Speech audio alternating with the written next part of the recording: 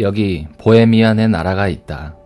체코는 중부 유럽에 위치한 내륙국으로 EU의 회원국이며 오랜 역사와 전통 및 문화를 가진 국가로 수도는 프라하다. 체코 정식 국호는 체코공화국, 체스카 레푸블리카, 약칭 국호는 체코, 체스코이다. 이는 체코 부족을 뜻하는 고대 체코어 단어 체오베를 어원으로 한다.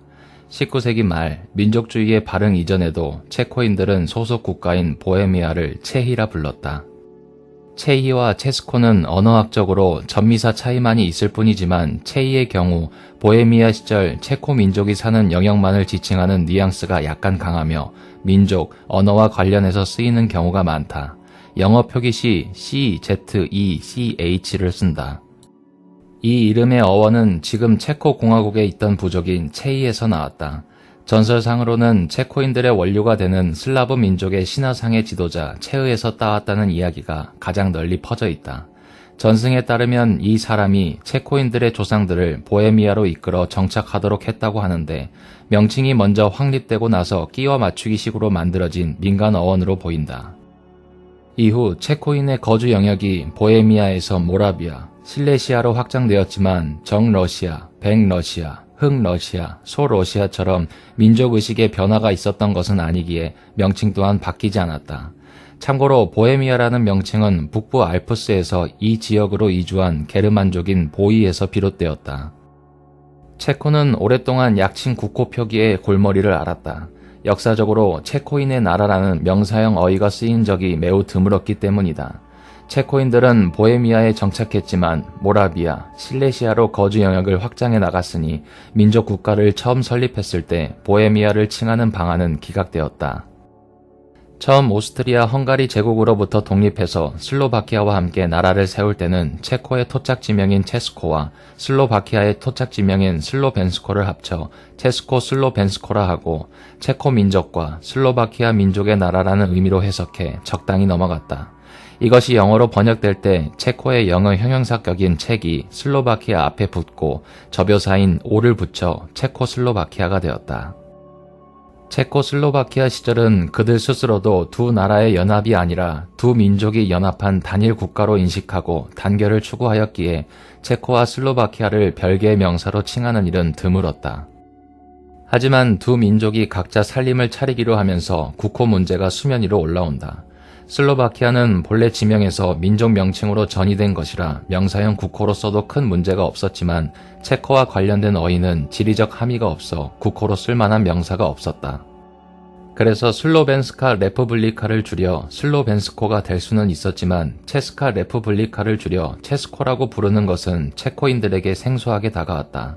당시 대통령이었던 바칠라프 하벨을 비롯 유력 정치인들조차 체스코를 약칭 국호로 쓰는데 반대하기도 했다. 결국 체스코는 약칭 국호로 공인되었고 오늘날까지 변함없이 유지되고 있기는 하다. 하지만 여전히 잘 받아들여지지 않는 것은 마찬가지인지 국호를 확정한 게 1993년이고 세월이 충분히 흘렀음에도 불구하고 체스코보다 체스카 레푸블리카가 훨씬 많이 쓰인다. 자국어로 약칭보다 정식 국호가 더 많이 쓰이는 나라는 매우 드물다. 외국어로 넘어가면 국호를 지을 당시 체스코를 관철시키면서도 반응이 시원찮았던 탓에 외국어 약칭은 아예 정하지도 않았다. 다른 나라는 다 약칭으로 표기해서 편리하고 쿨해 보이는데 우리는 뭐냐는 불평이 가끔 공론화된 바 있지만 그럼 뭘로 정할래? 라는 논의에 이르면 뾰족한 답이 없었다. 과거 체코의 영역을 칭하던 영어 사어인 체클랜드, 보헤미아, 라틴어 형태인 체키아 등 여러 대안이 나왔지만 의견이 한 곳으로 모이지 못했고 그래서 전 세계가 책 리퍼블릭과 같이 긴 명칭을 써야 했다. 일부 국가는 체코 명사형 국호, 체스코를 그대로 읽는 명칭을 써주긴 했지만 이는 극히 드문 예외에 속하며 영어와 서유럽 언어에서 이 문제가 해결되지 못했다는 문제는 그대로 가지고 있었다. 건국 4년 차인 1997년부터 본격적으로 자국의 영어 약칭에 대한 담론이 오고 갔는데 이땐 라틴어 형태인 체키아라는 명칭이 처음 제안되었다. 하지만 이 명칭도 역사 속에서 한 번 쓰였을 뿐이지 신조어나 마찬가지라는 인식이었기에 별다른 호응이 없었다. 하지만 딱히 다른 대안이 없는지라 이 단어가 썩 높지 않은 지지도로 1위를 차지했고 마침내 2016년 4월 체코 정부는 자국을 체키아라고도 불러달라고 전 세계에 공식적으로 요청했으며 유엔에서도 이를 약칭으로 활용하게 되었다. 이로써 이 나라의 대외 약칭 제정 작업은 일단락되었다. 하지만 이 단어의 도입 초기에는 체코인들의 거부감도 만만치 않았다. 반대파의 입장에서는 단어가 못생겼고 어감도 구리며 체첸이 떠오른다고 주장하며 이 명칭을 쓰면 안 되는 이유가 여럿 만들어져 떠돌기도 했다. 이에 대해 체코 외교부에서 직접 유언비어를 타파하고 체키아라는 국호를 선호해달라는 웹페이지까지 개설한 바 있다. 특히 여행이나 국가 홍보 차원에서 이 국호를 의도적으로 많이 노출시키며 밀어주는 경향도 찾아볼 수 있다. 당시 반대파들이 이 국호를 싫어하며 반대하는 데 사용한 근거들은 다음과 같다. 체키아는 문법적으로 틀렸기 때문에 외국인들이 쓰지 않을 것이다. 독일어, 러시아어, 중국어 등은 알아서 체스코를 쓰므로 필요가 없다. 헌법에 나온 적 없는 명칭이므로 약칭으로 쓸 수도 없다. 체키아는 근본 없는 신조어이다. 체키아는 영어로 말하면 별로 안 멋있다. 보헤미아, 모라비아, 실레시아를 묶어서 체키아라는 지명을 만드는 작업일 뿐이지 국호가 아니다. 역사적으로 나라 이름으로 단독으로 쓴 적이 없는 단어이므로 부적절하다. 도미니카 공화국, 중앙아프리카 공화국은 약칭 없이 잘만 지내는데 뭐가 문제인가. 미국과 영국은 약칭이 두 단어이다. 따라서 체코 공화국은 문제가 없다. 이름을 바꾸는데 드는 비용이 너무 클 것이므로 불필요하다. 반대파의 생각도 이해를 못할 것은 없는 게 어느 날 갑자기 폴란드를 폴리아로, 프랑스를 프랑시아로, 재팬을 제페니아로 부르자고 하면 자국민들은 왜 그래야 하는데 할 것이다. 한국의 영어 명칭을 대뜸 한란드, 다이하니아, 조선란드, 코리아니아로 불러야 한다고 하면 전 국민이 동의하기는 어려울 것이다. 체키아 명칭은 구글 지도, UN, 유럽연합, 미 국무부 등 국호가 많이 노출되는 외국 사이트와 공문서 또는 발언에서 정식 약칭으로 인정되어 쓰이는 등 공적 차원에서부터 잘 홍보되며 세월을 타고 있으므로 체코 정부에서 이 명칭을 공식적으로 걷어들일 일은 없을 것으로 보인다. 약칭 하나 새로 정한다고 세상이 뒤집히는 것도 아니라는 사실을 받아들인 반대파들도 체클랜드나 보헤미아 같은 대안에 대한 관심은 시간이 지나며 시들해졌다. 어차피 외국에서 자신들을 불러줄 때의 문제지 자기들이 쓸 단어도 아니기 때문일 것이다. 한국어 국호 체코는 과거 체코슬로바키아를 체코와 슬로바키아로 구분한 것이다. 영어 국호인 체코슬로바키아는 책과 슬로바키아 사이에 접여서 오를 넣어 어원을 따지면 원래는 체코라고 부르면 안 되지만 한국 표준어에서는 편의를 위해서인지 체코라고 규정했다. 예전부터 공산권과 교류가 많았던 북한 문화어 표기는 실제 현지어 명칭을 따른 체스코인데 북한은 1965년 초까지 러시아어 명칭을 전사한 체코슬로바키아라고 써오다가 1965년 5월경에 체스코슬로벤스코로 바꾸었다. 체코의 국기는 체코슬로바키아 시절의 국기를 그대로 쓰고 있다. 이 깃발은 흰색과 빨간색을 바탕으로 하는 보헤미아의 깃발에 폴란드 국가와의 혼동을 막기 위해 슬로바키아를 상징하는 파란 삼각형을 붙여 만들어졌다. 오늘날 체코의 단독 국기로 쓰이면서 흰색은 평화, 빨간색은 용기, 파란색은 충성의 의미가 붙긴 했지만 역사적으로는 보헤미아 국기에서 온 것이다. 원래 체코와 슬로바키아는 분리되면서 옛 체코슬로바키아 국기를 어느 쪽도 쓰지 않기로 합의하고 분리조약에도 명시되어 있다. 하지만 체코가 이런저런 현실적인 이유로 새 국기를 만드는 것을 포기하고 의회 만장일치로 분리조약 당시의 관련 조항을 무시하기로 결의한 후 체코슬로바키아의 국기를 그대로 가져다 썼다. 그러나 슬로바키아 측에서는 자기 민족과 크게 상관이 없는 깃발이기 때문인지 여기에 별다른 항의를 하지 않았다. 물론 체코도 체코슬로바키아 분리 이후에 독자적인 국기를 만들어 제정하려고 시도를 하기는 했다. 기존 깃발에서 크게 위화감이 들게 하지 않는 선에서 모라바와 슬레스코의 존재를 반영하려고 노력한 흔적이 보이지만 영 인기가 없어서 묻혔다. 그냥 기존 깃발을 쓰기로 한 김에 슬로바키아를 상징하던 파란 삼각형이 이제는 체코의 3대 주요 지역인 체히, 모라바, 슬레스코를 상징하는 것으로 국기의 상징을 바꾸고 넘어가 지금도 체코 국기로 사용하는 중이다. 새 영역으로 이루어진 체코 왕조는 체코 국장의 새 문장으로 대변된다. 두 개의 꼬리를 가진 사자 두 마리는 보헤미아를, 붉은색과 흰색 체크 무늬의 독수리는 모라비아를, 은색 초승달 문장을 지닌 검은 독수리는 실레시아를 상징한다. 사자는 구 체코슬로바키아 국장에도 포함되어 있었던 것이다. 현재 체코의 국가의 제목은 나의 조국은 어디에이다. 체코슬로바키아 시절 체코 노래와 슬로바키아 노래를 붙여서 사용하고 있었는데 분리 후 국가의 일부였던 노래들이 각각 체코 국가와 슬로바키아 국가가 되었다. 비공식 국가로 취급받는 노래는 우리 체코 노래가 있다. 2차 세계대전 시기 체코 민족 정신의 상징처럼 불렸던 노래로 작곡가인 카렐 하슐레르는 이 외에도 여러 민족주의적 성향의 곡을 지어 부르고 나치에게 체포당하기를 반복하다가 1941년 사망했다. 1920년 3월 30일 체코슬로바키아 초대 대통령 토마시 가리크 마사리크가 채택된 이후 체코 공화국에서도 진실은 승리한다는 문구를 국시인 표시로 채택하고 있다. 어원은 종교개혁가 얀 후스가 제2경전 에스드라스 3서를 인용한 문구인 진실은 모든 것에 승리한다에서 유래한 것으로 본다. 체코의 위치는 중앙유럽의 중심에 위치해 있다. 서쪽에 독일, 남쪽에 오스트리아, 동남쪽에 슬로바키아, 동북쪽에 폴란드에 둘러싸여 있다. 서부의 체히, 동부의 모라바, 동북부의 슬레스코라고 부르는 세 지역으로 구성되어 있다. 체코는 산들로 둘러싸여 있다. 정확히 말하면 보헤미아가 하나의 거대한 분지고 동남쪽의 모라비아는 이보다 작고 덜 완성된 형태의 분지다.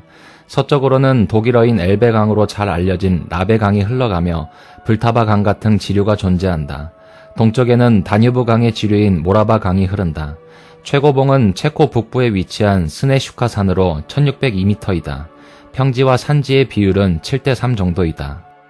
기후는 서한해양성 기후와 냉대 수분 기후의 중간쯤 되는 대륙선 기후로 프라하의 1월 평균 기온은 마이너스 1.8도씨, 7월 평균 기온은 19.1도씨, 연 강수량은 525mm이다. 습도가 연중 고르지만 강수는 5월에서 8월에 가장 많다. 체코슬로바키아 시절이었던 1960년 주와 지구 제도를 도입해 분류하던 것을 2000년 개정했다. 지구 제도가 지나치게 방만했다는 지적이 많았는지 지구를 자치단체에서 행정구역의 단위로 격화하고 주 제도는 주당 하나씩으로 제한했다.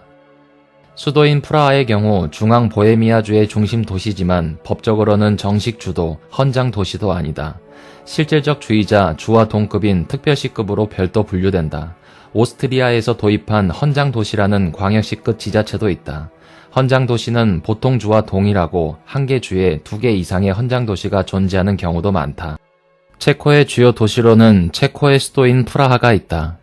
브르노는 체코에서 두 번째로 큰 도시이며 공업이 발달했고 그레고어 멘델이 콩으로 유전학 연구를 했던 수도원이 있기도 하다. 체코의 대표 작곡가로 유명한 레오시 야나체크가 생애의 대부분을 이곳에서 보냈다. 체코의 대표 전시장인 브루노 전시장이 여기에 있다. 오스트라바는 레오시 야나체크가 말년을 보내 유명하며 공항 이름도 오스트라바 레오시 야나체크 공항, 관현악단 이름도 야나체크 필하모닉 오케스트라로 지었다. 2017년 피겨스케이팅 유럽 선수권 대회의 개최지로 선정되었었다. 풀제는 독일어로는 필젠으로 맥주 종류 중 필스너가 이 도시의 이름에서 따온 것이다.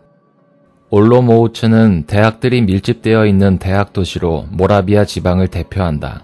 분수와 성삼위일체 석주가 유명하다. 체스케 부데요비체는 남보헤미아주의 주 도시로 모라부스케 부데요비체와의 혼동을 피하기 위해 앞에 체스케를 붙인다.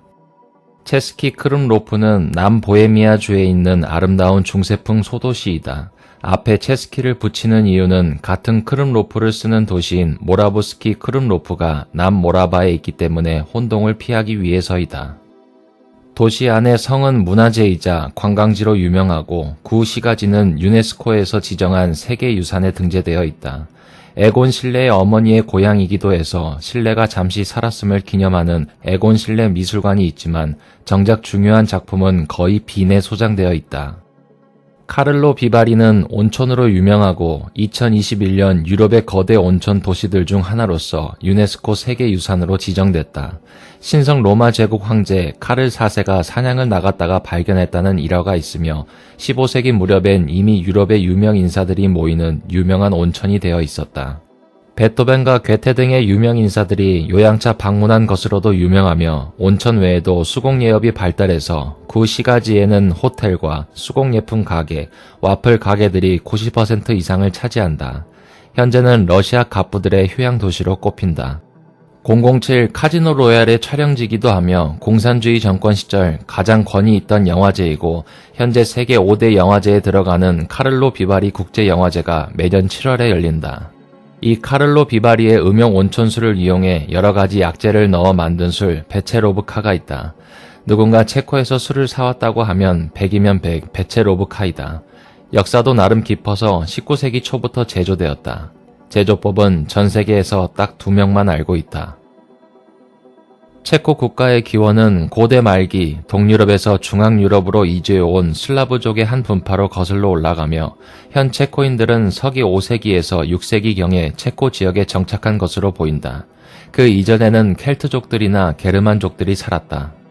슬라브족들이 체코 지역에 정착한 이후로 부족 국가를 이루며 살다가 아바르족이 체코 지역에까지 접근하자 서기 624년경 최초의 나라다운 나라인 사모 제국이 건국되었다. 사모는 프랑크 제국의 상인이었지만 아바르족의 침공에 대항해온 슬라브 부족들의 추대로 왕위에 올랐으며 그 영토도 체코와 슬로바키아 일대는 물론이고 독일과 폴란드 일부 지역, 슬로베니아에 이르기까지 한 광활한 국가였던 것으로 보인다. 하지만 사모 왕국은 어디까지나 사모의 개인적인 능력으로 지탱해온 국가였기 때문에 사모가 죽은 지 오래되지 않아 곧 소국으로 분열되었으며 사모 왕국과 그 후의 국가에 대한 기록이 워낙 적기 때문에 이 당시의 정세를 알기 어려우나 이후로 소국들이 난립해온 것으로 보인다. 이후로 다시 국가다운 국가가 나올 때까지 상당한 시간이 걸렸다. 서기 830년경 대모라비아 왕국이 등장하며 체코 동부 일대와 폴란드 남부, 슬로바키아 서부 일대를 지배했으나 906년 마자르족의 침공으로 멸망했다.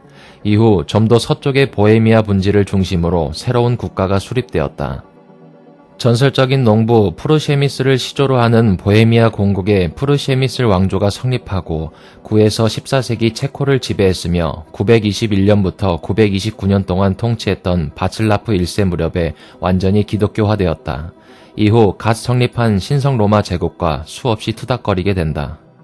신성 로마 제국의 견제에도 불구하고 1192년부터 1230년 동안 통치했던 오타카르 1세 시기 1198년 보헤미아 공작이 왕의 칭호를 하사받으면서 보헤미아 왕국으로 승인받았다.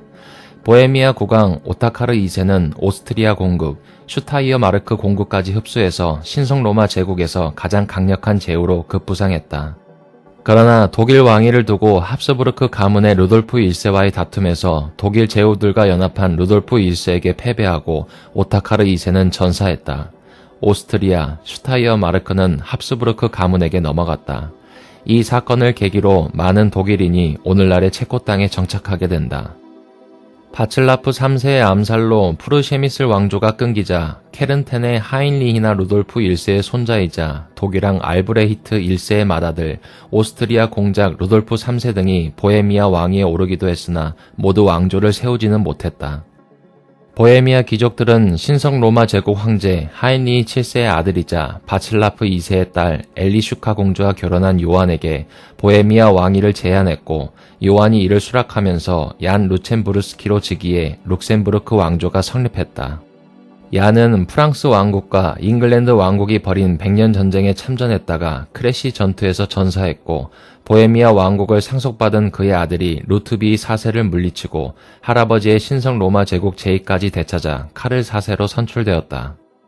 카를 4세는 금인칙서를 반포해서 보헤미아 국왕이 신성 로마 제국의 황제를 선출할 권한을 가질 선제후로 선언해 제국 내에서 보헤미아 왕국의 독자적 지위를 더욱 공고화하고 체코어 학문 부흥을 지원하는 한편 프라하에 프라하 대학교를 설립했다. 잉글랜드의 종교개혁가 존 위클리프의 가르침에 영향을 받은 얀 후스는 마르틴 루터보다 한 세기 앞서 보헤미아와 모라바에서 프로테스탄트 개혁에 착수했다. 1415년 카톨릭 교회가 콘스탄츠 공의회에서 그를 처형한 것을 계기로 체코인들이 봉기했다.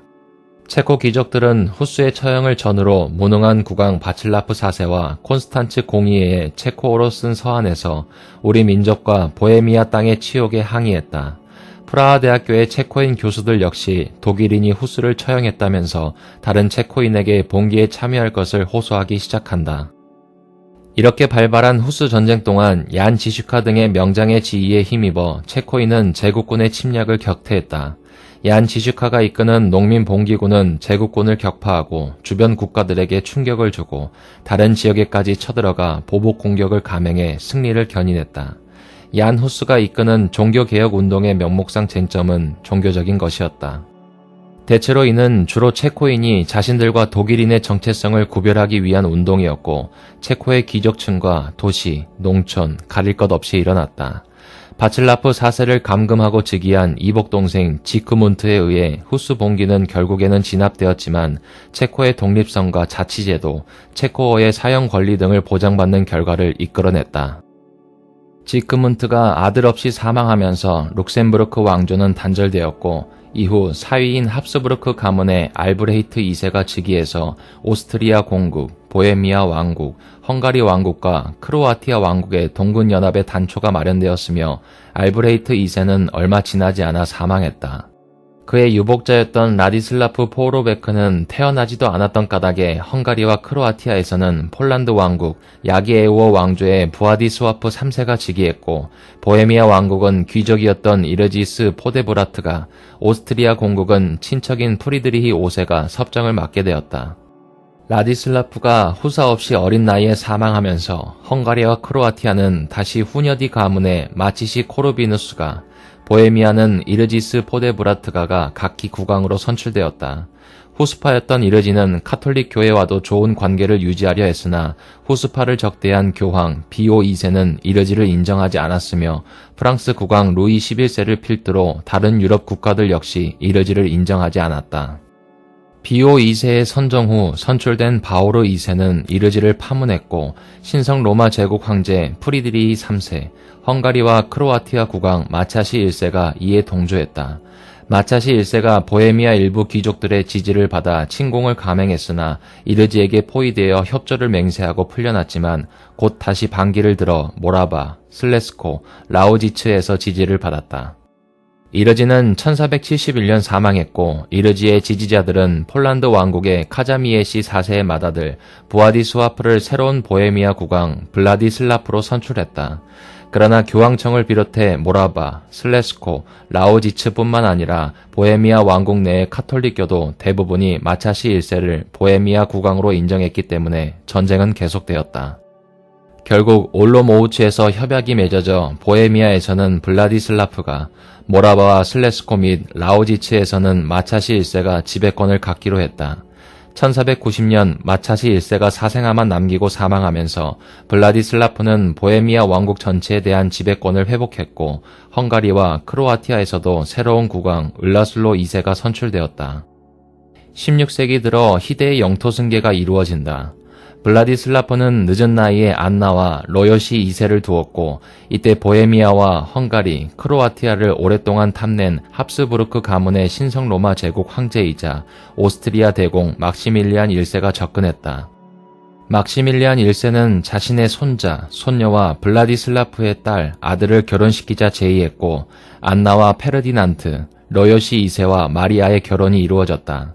그리고 어린 나이에 즉위하게 된 러요시 2세는 누나 안나와 함께 막시밀리안 1세의 빈 궁정에서 자라났고 사실상 합스부르크 가문의 꼭두각시로 전락했다. 1526년 오스만 제국의 파디샤 슐레이만 1세가 헝가리 왕국을 침공하자 이를 막기 위해 친정을 떠난 러요시 2세는 모하치 전투에서 패배해 전사했고 러요시 2세의 매형이자 처남인 오스트리아 대공 페르디난트는 보헤미아 귀족들의 지지를 받아 새로운 보헤미아 국왕으로 선출되었다. 이때부터 체코는 1918년 독립할 때까지 400년 가까이 합스부르크 가문의 지배를 받게 된다. 합스부르크 치하에서 보헤미아 왕국은 경제력이 가장 발달한 곳이었고 합스부르크 가문의 본토인 오스트리아 대공국보다도 훨씬 부유했지만 바로 그렇기 때문에 합스부르크 가문의 지배에 반감이 컸다. 페르디난트 1세의 경우 신성 로마 제국의 개신교 제후들에게는 관대하면서도 정작 자신이 다스리는 오스트리아, 보헤미아에서는 대양 종교 개혁을 시행해 개신교를 억압했다. 루터 교회에 호의를 보였던 막시밀리안 2세는 보헤미아의 신교도에게 관용을 베풀었지만 외가인 스페인 합스부르크에서 보수적인 카톨릭 교육을 받고 온 루돌프 2세는 프라하를 수도로 삼았음에도 불구하고 보헤미아의 신교도들을 억압했다. 여기에 민족 감정까지 겹쳐서 보헤미아 왕국은 30년 전쟁의 발달 원인이 되었다. 보헤미아의 봉기가 독일 전역으로 확산되어 독일이 초토화된 것과는 별개로 이 전쟁에서 보헤미아는 페르디난트 2세를 폐위하고 팔츠 선제 후 프리드리히 5세를 옹립했다가 패배해서 복위한 페르디난트 2세의 더욱 강압적인 지배를 받게 되었다. 페르디난트 3세가 베스트팔렌 조약을 체결해서 30년 전쟁을 끝낸 1648년 즈음 체코인 인구는 전쟁 전에 3분의 1도 안 되는 수준으로 감소했다. 체코 민족주의자들은 30년 전쟁부터 18세기 말에 이르는 시점을 두고 감소한 보헤미아인 인구를 대체한 독일인 이주와 독일화, 경제 침체를 이유를 들어 이 시기를 암흑시대로 간주한다. 당시 상당수의 체코인 개신교도 귀족들은 추방당하고 영토가 몰수되었으며 독일인, 헝가리인 등이 이들의 영지를 접수했다. 나중에 1781년 요제프 2세에 의해 개신교를 관영하겠다는 선언이 나오긴 했으나 반종교개혁 운동의 후유증으로 인해 아직도 체코에서 개신교 숫자는 카톨릭을 넘지 못한다. 물론 현재는 공산주의 시절 영향으로 무신론이 훨씬 많다. 아들이 없던 카를 6세가 사망하고 오스트리아 왕위 계승 전쟁이 벌어지자 보헤미아 귀족들은 바이에른의 카를 알브레히트를 국왕으로 선출하기도 했으나 오스트리아군이 프라하를 탈환하자 마리아 테레지아를 보헤미아 국왕으로 인정할 수밖에 없었고 합스부르크 가문의 지배는 더더욱 공고해졌다. 마리아 테레지아는 보헤미아 발전에도 심혈을 기울였고 그 후에도 보헤미아 왕국은 합스부르크 제국의 여타 지역보다 우월한 상업적 기반을 바탕으로 합스부르크 세습령에서 가장 중요한 세금 획득지 구실을 톡톡히 했다. 그러나 마리아 테레지아는 오스트리아 왕위 계승 전쟁 당시 자신을 버리고 카를 알브레히트를 지지했던 보헤미아 귀족들을 고깝게 여겼고 이후 보헤미아는 합스부르크 제국 내에서 헝가리와 비교하여 점점 밀려나기 시작했다. 심지어 1749년에는 보헤미아 왕관령이 사실상 해체되어 보헤미아 왕국의 업무가 프라하가 아닌 빈에서 처리되기 시작했다. 나폴레옹 전쟁의 결과 체코에서도 민족주의 열기가 고조되었는데 1815년 결성된 독일 연방에 보헤미아 왕국 전역이 포함되었기 때문에 독일 통일 문제에서도 문제지역으로 거론되었다. 대독일주의에 따라 오스트리아, 체코까지 포함한 독일 국가를 세우면 독일 민족이 아닌 체코인까지 영토에 포함시킨다는 문제가 생겼기 때문이다. 이는 순수한 민족국가의 성립이라는 지상 과제가 중부 유럽에서는 허상에 지나지 않았음을 드러내는 것이기도 했다. 아무튼 독일이 통일되면 수적, 경제적, 군사적으로 우세한 독일인에게 영원히 종속될 것을 우려해 체코인 독립운동의 대부인 프란티셰크 팔라츠키는 1848년 프랑크푸르트 국민회의에 초청을 거부했다. 그는 오히려 오스트리아 제국의 지배 구조를 존속시키고 체코인이 여기에 협력해 오스트리아의 파트너로 대우받는 오스트로슬라브주의를 제시했다. 이는 1918년까지 약 70여 년간 체코인의 독립운동에서 가장 우세한 이론으로 자리 잡았다.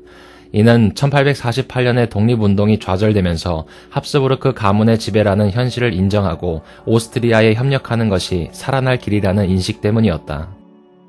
또 오스트리아가 억지로 해체되면 오스트리아를 흡수한 독일과 다른 슬라브족을 삼키려 드는 러시아 사이에 낀 체코인이 좋은 꼴을 보기 어렵다는 통찰도 반영되어 있었다. 그런데 이런 전망은 오스트리아 헝가리 제국 해체 이후 체코가 당한 순환을 생각하면 엄청난 통찰력이라고 할 수밖에 없다. 그러나 팔라츠키의 제안은 오스트리아 당국에 의해 무시당했고 오히려 1867년 프란츠 요제프 1세는 헝가리를 오스트리아의 파트너로 선택하면서 체코인은 더 강한 억압을 받았다. 이런 가운데서도 상공시민계층의 노력으로 1881년 체코 지역 내의 행정기관에서 체코어를 사용하는 업무 처리가 허락되고 1907년 보통 선거권이 인정되는 등 부분적인 타협이 이루어졌기 때문에 체코인은 제국 내에서의 파트너로의 승격에 대한 희망을 완전히 버리지 않았다. 특히 황태자인 프란츠 페르디난트가 동등한 민족들의 연방 국가를 구상하고 있었고 한편으로는 오스트리아, 헝가리, 크로아티아 제국 방안도 논의되고 있었기 때문에 사라예보 사건이 없었다면 체코의 운명은 정말로 어떻게 됐을지 모른다. 사라예보 사건으로 제1차 세계대전이 터지고 제국의 폐색이 짙어지기 시작했음에도 오스트로-슬라브주의는 보헤미아 왕국에서 큰 지지를 받았지만 슬라브 민족에 대한 동등한 주권 등이 논의 대상도 아니었고 마사리크 등이 제출한 청원서가 펼쳐지지도 못하고 파기되었다는 사실에 충격을 받은 오스트로-슬라브주의 세력이 분리 독립 세력에 가담하며 체코는 결국 분리 독립을 추구하기로 결정했다. 동맹국의 패전으로 1918년 11월 체코는 카렐 3세를 폐위하고 헝가리 왕국 북부의 슬로바키아와 연계해서 체코슬로바키아 공화국으로 독립했다. 그리고 귀족 제도를 폐지해서 합스부르크 가문의 복위 가능성을 완전히 차단했다.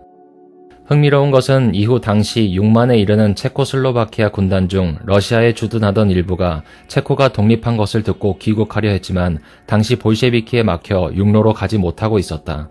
때문에 이들은 블라디보스토크에서 배를 타고 프랑스를 통해 체코로 가기로 하고 이 과정에서 더 이상 필요 없어진 이들의 무기들을 김자진 장군의 북로 군정서에 주고 왔다. 이 무기를 가지고 북로 군정서군은 청산리 전투를 수행했다. 체코슬로바키아는 독립 이후 영국, 프랑스와 연계해서 의회주의를 발달시켜 점차 민족주의 파시즘이나 권위주의 독재 국가로 돌입한 헝가리 왕국, 오스트리아 제1공화국, 오스트리아 연방국, 나치 독일, 이탈리아 왕국, 루마니아 왕국, 유고슬라비아 왕국, 폴란드 제2공화국 등 주변국들과 차이를 보였다. 그렇지만 체코슬로바키아도 존속 기간 중 자국 내 폴란드인과 루신인 소수민족을 차별하는 정책을 펴기도 했다. 물론 나치에 비하면 별것 아니었지만 이 시절 프라하는 동유럽의 파리 소리를 들었다. 1930년대가 되자 체코슬로바키아는 경제 불황의 여파 속에서 아돌프 히틀러의 나치 독일에게 영토 할약 요구를 받는 등 이중고에 시달렸다. 체코와 독일의 접경 지역인 주데텔란트에 다수의 독일인이 거주하니 이를 넘기라는 압박이었다. 체코슬로바키아가 믿을 수 있는 건 영국, 프랑스 등의 우방국뿐이었지만 전쟁을 막기에 급급했던 영프에게 체코는 철저히 관심 밖이었다. 1938년 미넨 회담에서 독일은 유럽 열강에게 주데텔란트의 할양을 공인받았으며 이에 그치지 않고 1939년에는 미넨 협정이자 체코에서 미넨의 배신이라 부르는 사건이 발생했고 이 과정에서 체코 전역을 합병, 슬로바키아를 계례국화해버렸다. 곧이어 벌어진 제2차 세계대전 중 체코는 공업력의 착취를 받았으며 유럽 전선에서 가장 최후의 전투에도 체코에서 일어났다. 전쟁이 끝나자 체코는 붉은 군대에 의해 해방되었지만 동시에 소련의 통제에 들어갔다. 전쟁 막판에 타결된 얄타 회담에 따라 체코슬로바키아는 동슬라브인이 다수 거주 지역이었던 동쪽 끄트머리의 카르파디아 루테니아를 소련에 빼앗겼다.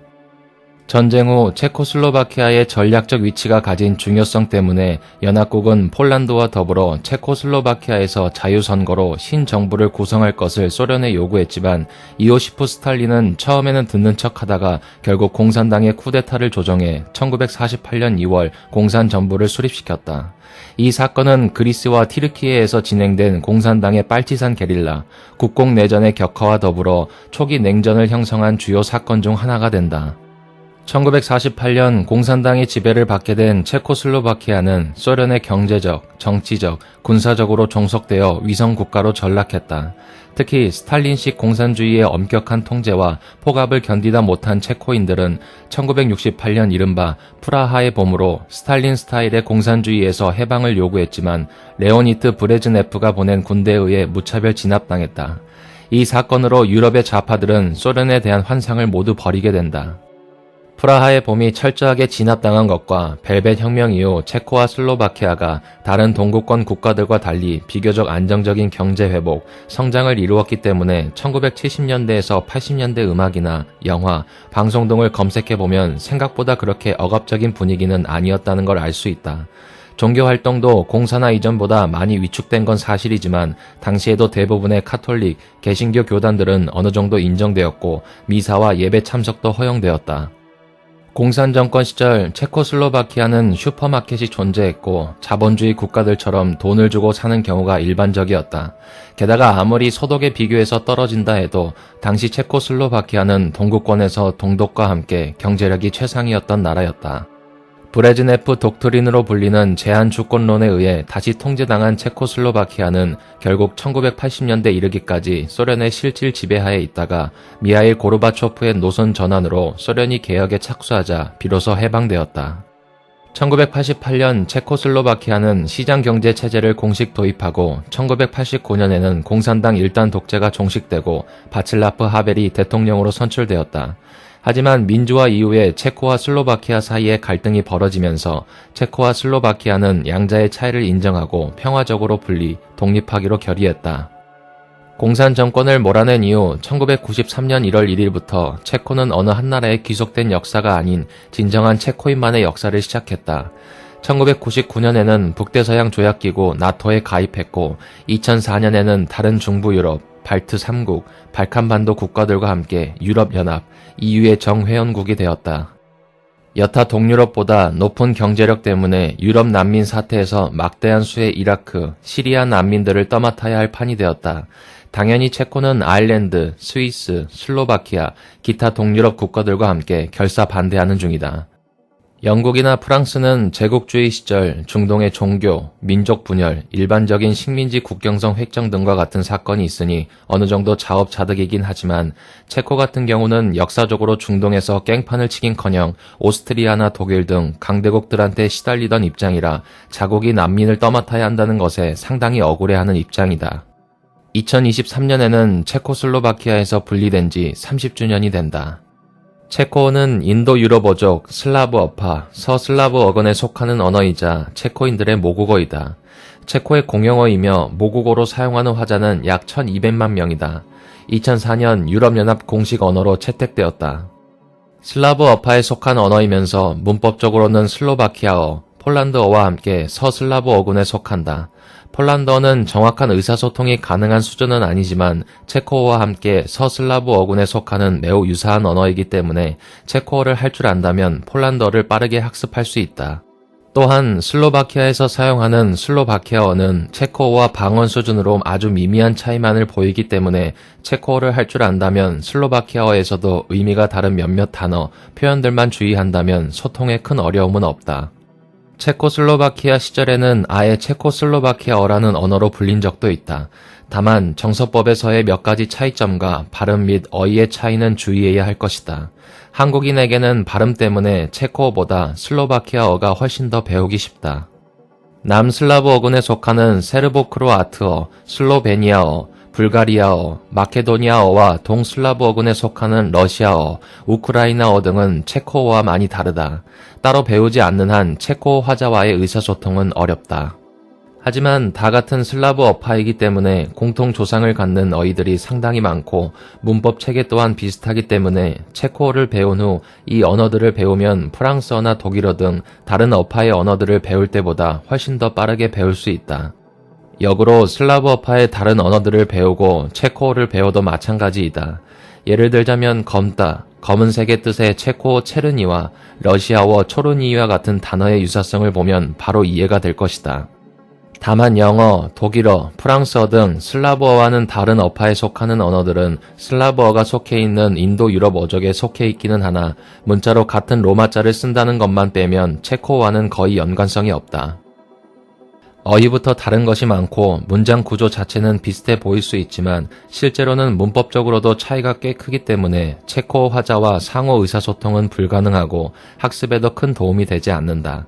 그나마 독일어 화자 중에서도 오스트리아인들은 오랫동안 체코인들과 한 나라 사람으로 살아오면서 언어, 문화적으로 영향을 많이 주고받았던 역사가 있다 보니 체코인들과 상호 의사소통이 불가능한 것과 별개로 체코어를 상대적으로 쉽게 배우는 편이다. 체코어의 발음은 영어처럼 예외가 많거나 하진 않고 규칙적인 편이다. 다만 그냥 발음 자체가 다른 언어에서는 찾아보기 힘든 희한한 발음이 많다. 체코의 인구는 1090만 명으로 세계 242개국의 국가 중 86위이다. 체코가 처음 기독교를 받아들인 것은 9세기 동로마 제국으로부터였다. 초창기에는 동방교회의 소속이었으나 그 후 10세기 초부터 서방교회의 영향권으로 들어가게 되었다. 얀 후스로 유명한 국가치고 현대에는 개신교 신자 비율이 낮고 또한 유럽의 세속화를 감안해도 전체 그리스도교 신자 비율이 굉장히 낮은 편이다. 체코의 수도인 프라하에 있는 승리의 성모 마리아 가르멜 수도원 소속의 아기 예수 피난처 성당에는 체코 교회의 상징이라고 할 수 있는 47cm 높이의 왁스로 만든 프라하의 아기 예수상이 모셔져 있다. 1628년 스페인에서 가져온 이 성상은 프라하를 지켜주며 수많은 기적을 일으켰다고 전해지고 있다. 오늘날 이 성상은 세계 각국에서 온 순례자들의 꾸준한 방문을 받고 있다. 성상에 아름다운 대례복을 입히는 것은 오래된 전통으로 수년간 다양한 의류 업체로부터 아름답게 장식된 대례복이 기부되고 있다. 오늘날 아기 예수상은 전 세계에서 기부된 70여 가지 이상의 맞춤 제작복 대례복을 갖고 있으며 전례력에 따라 그날 맞는 색상의 옷으로 갈아입힌다. 그러다가 15세기에는 얀 후스의 영향으로 아예 보헤미아 내에 남들보다 100년 이른 개신교 개혁교회가 생기기도 했다. 이에 잇따라 루터회, 칼뱅주의도 주로 독일계 보헤미아 왕국 주민들을 따라 대거 확산되며 1600년대쯤 들어가면 오히려 가장 오래되고 가장 영향력도 강한 개신교 국가 중 하나였으며 카톨릭은 소수였다. 그러나 17세기 중반에는 다시 인구 절대 다수가 정통파 카톨릭이 되었다. 비록 개종을 거부하고 떠난 귀족들도 있었지만 30년 전쟁 말기쯤 프라하 시민들이 자발적으로 일어나서 스웨덴군의 진입을 저지할 정도로 재카톨릭화가 되었다. 이 변화 과정이 굉장히 빨라서 체코의 재카톨릭화는 유럽 카톨릭 쇄신운동의 역사에서도 손에 꼽을 정도로 극적인 성공으로 통한다. 하지만 후스파의 역사는 근대에 다시 민족주의적 관점에서 주목받았다.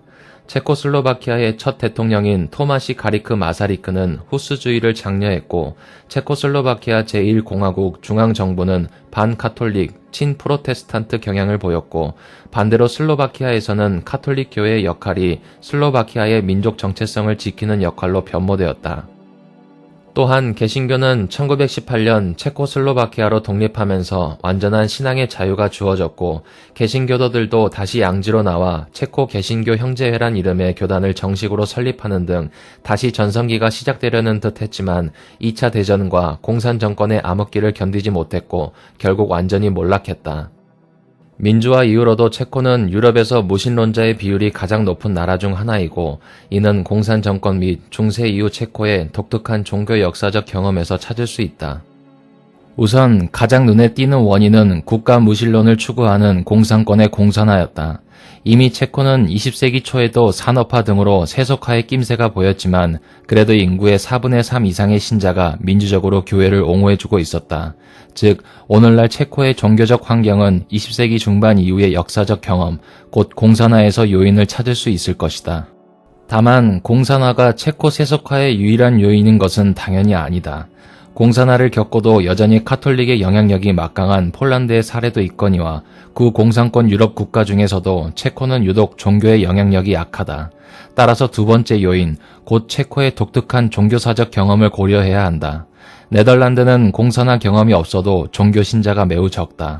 체코는 다수 종교가 중세 말에서 근대 초에 매우 급격하게 뒤집혔고 민족주의 혹은 외세와 얽혀 있었다. 카톨릭의 경우 17세기의 재카톨릭화에 보헤미아인의 스스로의 자발적 참여가 있었지만 이것이 합스부르크 군주정의 종교 정책과 얽힌 것 또한 부정할 수 없다. 이 재카톨릭화는 합스부르크와 완전히 무관한 100% 자발적인 과정 혹은 보헤미아인의 의지와 무관한 100% 강요 사이에 그 무언가에 위치한 것으로서 이 역사가 독일 민족과 구분되는 보헤미아인의 독자적 정체성과 결합하면서 19세기 후 카톨릭을 강요당한 체코 민족이라는 독특한 민족주의적, 반외세주의적 이야기를 형성했다. 반면 후스파의 경우 19세기 후 반독일, 반합스부르크 정서와 결합해서 민족주의자들의 뜨거운 지지를 받았지만 실상은 이미 한참 전에 인기를 잃고 역사적인 의의만이 남아있었다. 분명 체코에서 얀 후스는 민족주의적 관점에서 크게 기억되고 교육되는 거인이지만 근현대 체코인이 후스파 신앙을 다시 받아들인 건 아니다. 즉 체코의 여론 입장에서 보면 카톨릭은 우리 할아버지가 출석하지만 외세와 얽힌 종교, 후스파는 역사책에서 강조하는데 내가 믿기엔 공감 안 가는 종교라는 것이다. 체코의 교육 과정은 초등학교는 9년제다. 중간에 6년제 김나지움과 8년제 김나지움으로 일찍 입학할 수도 있는데 우수한 초등학생들이 초등학교 졸업 전에 시험을 쳐서 입학하는 영재 교육이다. 고등학교는 4년제 김나지움, 4년제 직업학교 등으로 나뉜다. 미국, 영국, 프랑스 등의 체계를 따른 유치원, 초등, 중등교육 국제학교가 있다. 수업료는 학교와 학년에 따라 다르지만 연간 3천만 원인 경우도 있다. 체코 대학의 학사 과정에 유학할 시 모국에서 중등교육을 이수했다는 인증을 받아야 한다. 정부끼리 협약을 맺은 경우 이런 과정이 필요 없지만 2013년 6월 한국은 이런 조약과 아무런 상관이 없다.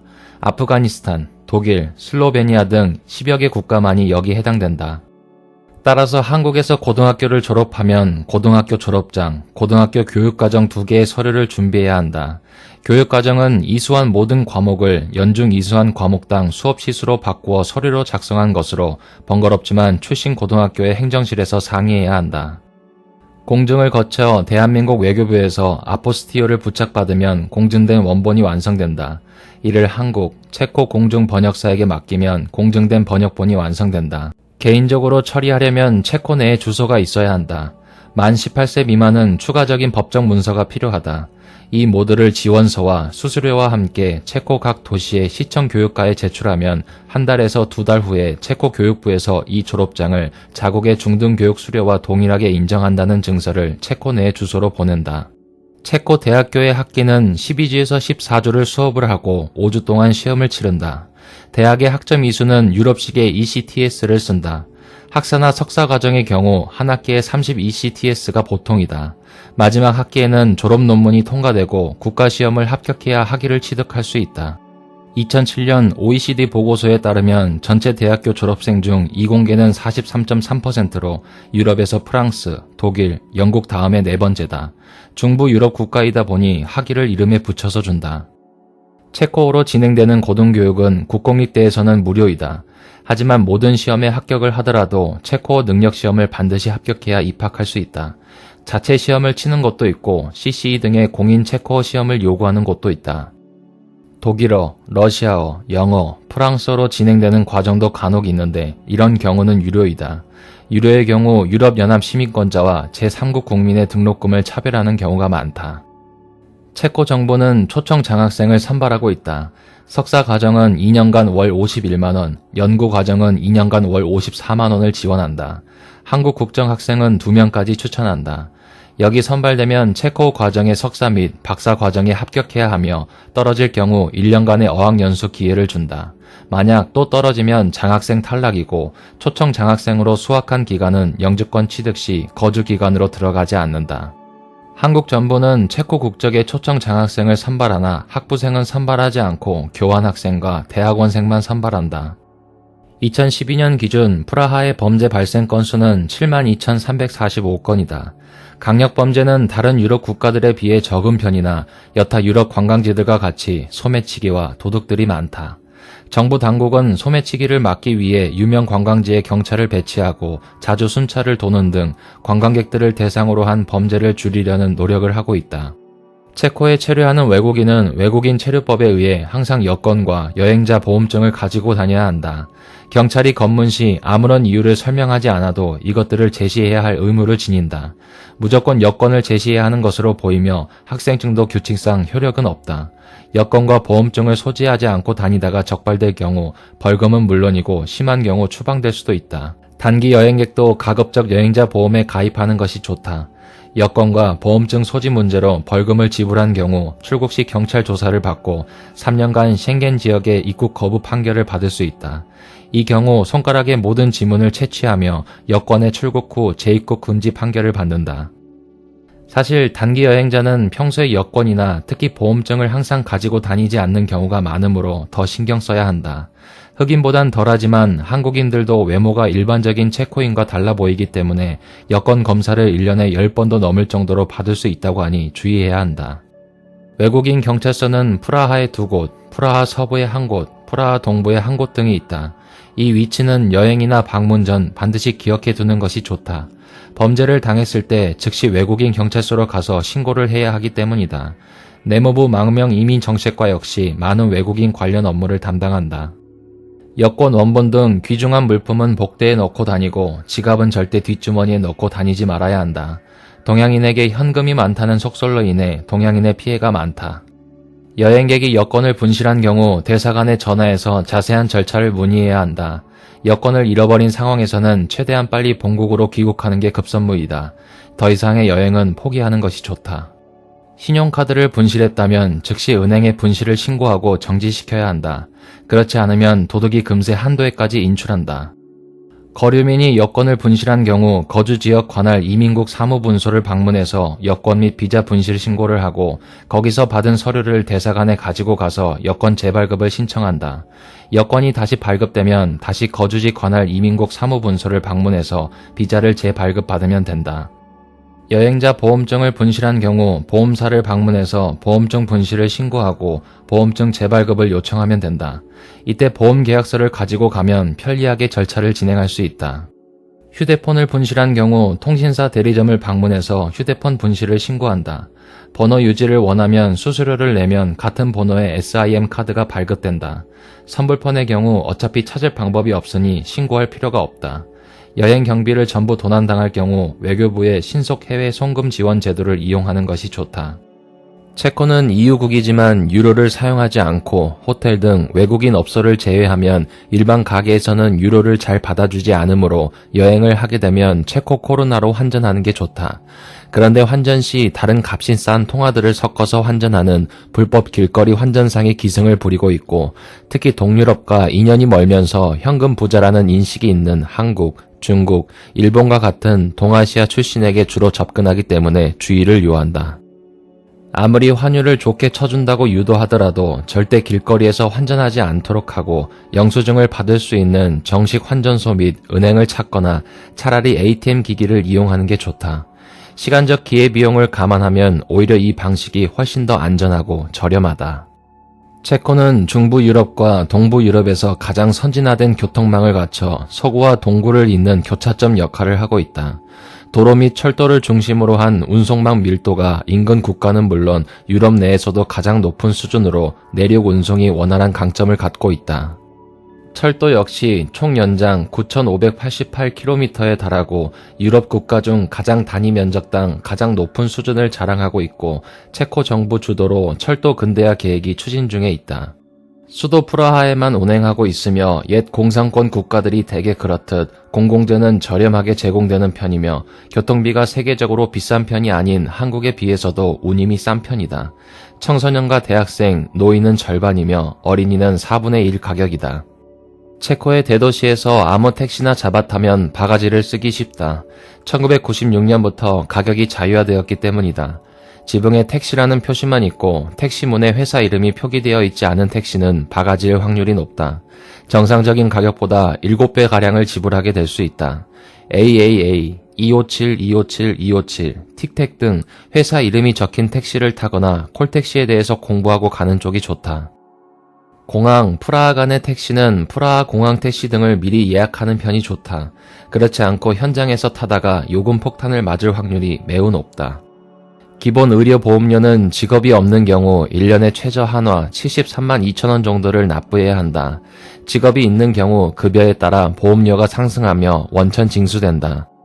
외국인의 장기 비자와 관련되어 보험을 제공하는 회사들은 체코 체류법에 따라 기본 의료보험과 종합의료보험의 두 가지 상품을 주로 제공하고 있다. 2013년 5월 대사관은 장기 체류 비자일 경우 에이스, 악사와 PVZP의 종합의료보험만 인정한다. 이는 관련 법률에서 본인 과실, 술, 마약의 사용으로 인한 사고도 책임질 수 있는 보험을 가입하도록 규정하고 있기 때문이다. 보험 가입 후 보험 계약서는 보험증 분실을 대비해 보관해 두는 것이 좋다. 또 외국인은 여행자 보험증을 반드시 소지해야 할 의무가 있다. 1992년 12월 채택된 신헌법에 기초한 민주주의 체제다. 국가 수반은 임기 5년의 대통령이다. 의회는 임기 4년의 하원과 임기 6년의 상원으로 구성된 양원제다. 또한 다당제 국가로 시민민주당, 공산당, 체코 사회민주당 등의 주요 정당들이 있다. 체코 헌법상 의원 내각제지만 사실상 이원집 정부제로 분류된다. 직선제로 뽑히는 체코 대통령의 권한이 매우 크기 때문이다. 체코는 대통령한테 국사행위 전반에 대한 거부권이 있어 3회까지 국회에서 통과된 같은 사안을 거부할 수 있다. 바칠라프 클라우스 대통령이 체코의 유료화 도입을 3번 거부해서 무산시킨 것이 대표적이다. 이건 체코가 체코슬로바키아 분할 이후 1993년 체코 헌법을 바이마르 공화국의 헌법을 모방한 것과 또한 초대 대통령 하벨이 국정에 적극적으로 관여해 공산당이 내각에 참여한 것을 막은 것에서 비롯되었다. 바이마르 공화국을 모방한 결과 체코 대통령한테는 의회가 총리를 뽑지 못하거나 전쟁 상황, 국가 재난과 같은 비상시에는 대통령 내각을 구성하는 게 가능하다. 심지어 체코 대통령은 체코 내각을 선출할 때 내각 강요 개인에 대한 거부권도 행사할 수 있다. 덕분에 체코 내각 인사에 대통령 마음에 안 드는 인사가 뽑히면 승인을 거부하는 방법으로 취임을 못하게 막는다. 이러한 정치 문화는 체코 상원의원단이 대만을 방문했을 때에도 보여졌다. 대통령은 중국에 대한 유치한 도발이라고 비난했지만 프라하 시장과 외교장관은 오히려 대만을 지지하고 중국을 비난했다. 이렇듯 같은 내각이라 하더라도 성향이 천차만별이다. 2018년 안드레이 바비시 당시 총리가 외무장관으로 발러 인사를 지명하자 칠러 성향인 밀로시 제만 대통령이 해당 외무장관 후보자에 대해 인준을 거부해 취임을 저지했다.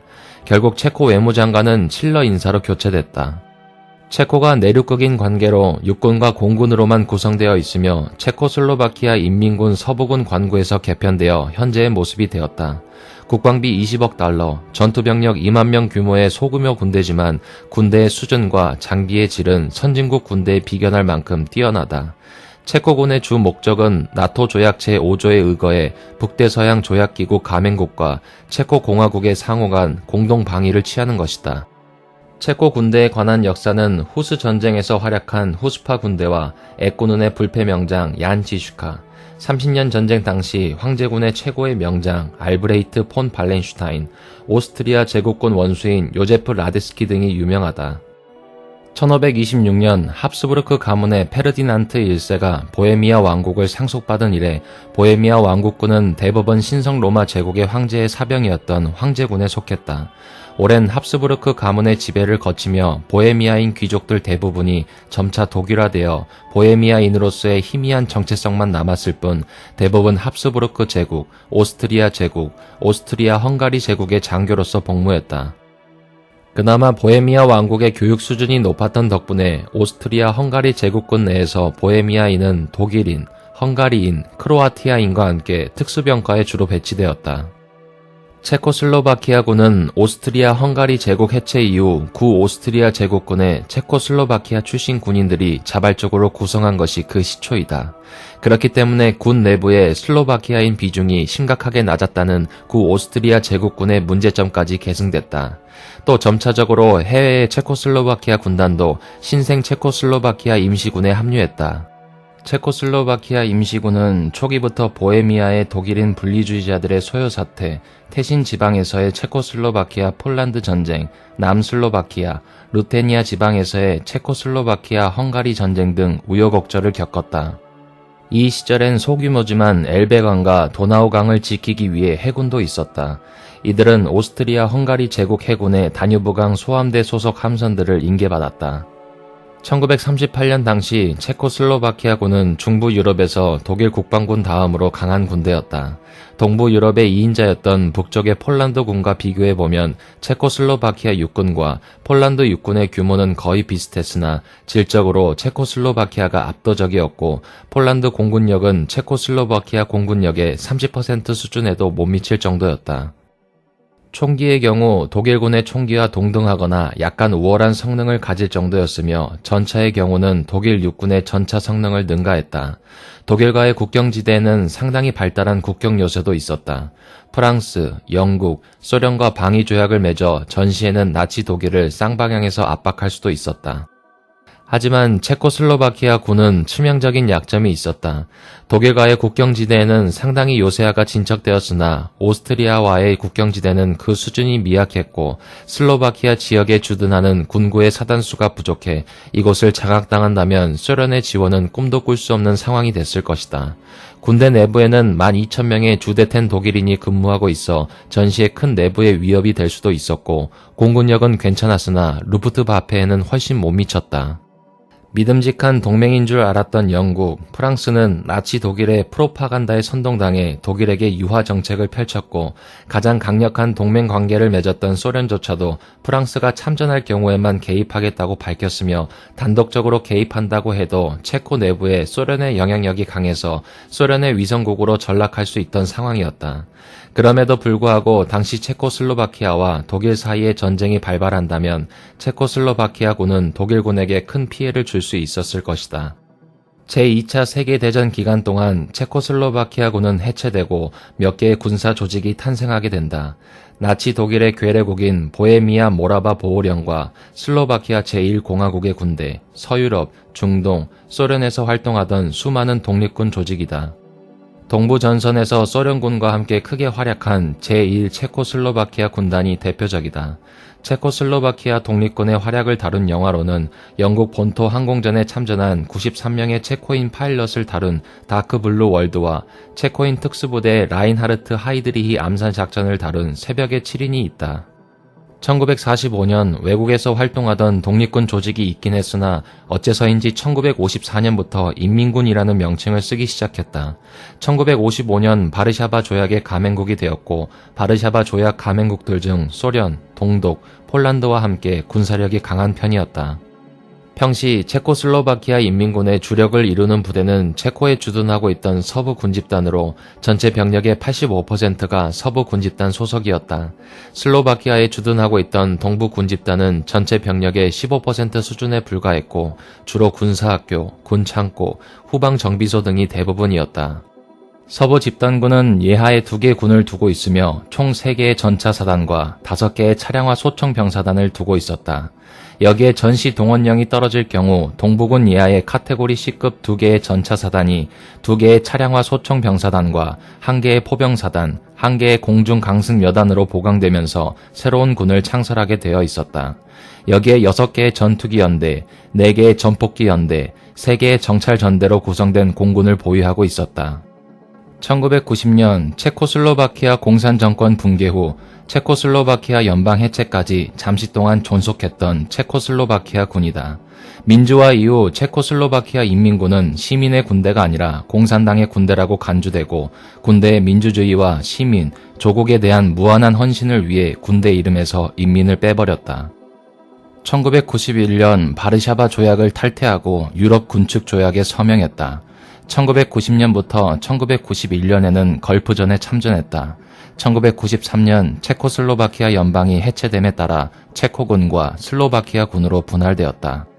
체코슬로바키아 연방 해체 이후 1933년 체코군은 총 병력이 9만 명이나 됐는데 1999년에는 6만 3,601명으로 2005년에는 3만 5천 명으로 감소했다.